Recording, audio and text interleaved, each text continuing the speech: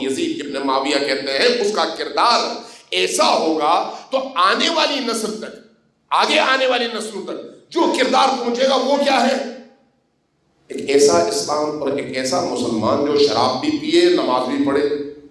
بدکاری بھی کرے اور مسلمان بھی ہو، حج بھی کرے اور بے گناہوں کا قتل عام بھی کرے، یہی اسلام۔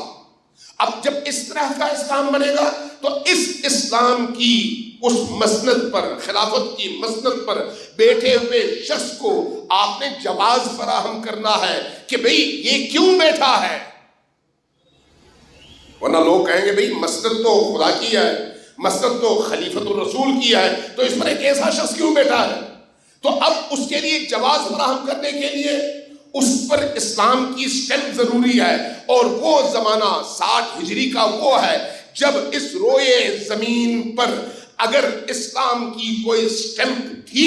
تو اس سٹیمپ کا نام حسین ابن علی تھا، حسین ابن علی۔ لہذا حسین سے جو بیعت طلب کی گئی اس کی وجہ یہ ہے کہ حسین اگر بیعت کر لیں تو اس کا مطلب ہے پھر یہ سارا اسلامائز ہو گیا، جس طرح ضیاء الحق نے اسلامائزیشن کا عمل شروع کیا تھا،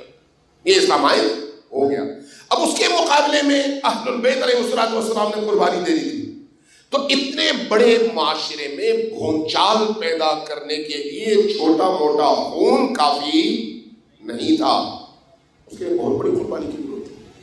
اور صرف خون کی ضرورت بھی نہیں تھی بلکہ اس خون کے بعد نبی کریم کی آبرو، نبی کریم کی ناموس، نبی کریم کی بیٹیاں، نبی کریم کی نوازیاں،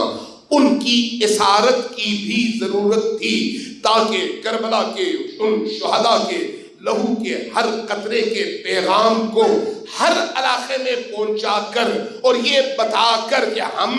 خوارج نہیں، ہم آل رسول ہیں،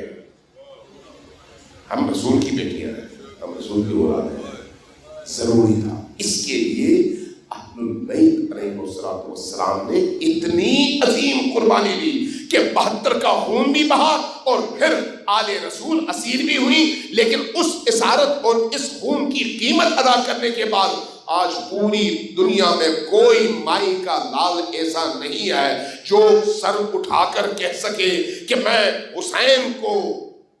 قبول نہیں کرتا اور یزید میرا امام ہے۔ کوئی ایسا مائی کا لال نہیں ہے، جو بھی کہتا ہے چھپ چھپا کر کہتا ہے، سنبھل سنبھل کر کے کہیں کافر نہ ہو جائے، ادھر سے یزید کو بھی بچائے اور ادھر سے حسین سے بھی اپنی وابستگی کا اظہار کرے۔ ایک ایسے موقع پر یہ عزاداری سید الشہداء حسینیت اور یزیدیت کے درمیان وہ سرخ لکیر ہے، جو ادھر ہے وہ حسینی ہے، جو ادھر ہے وہ جانے کہ وہ کیا ہے۔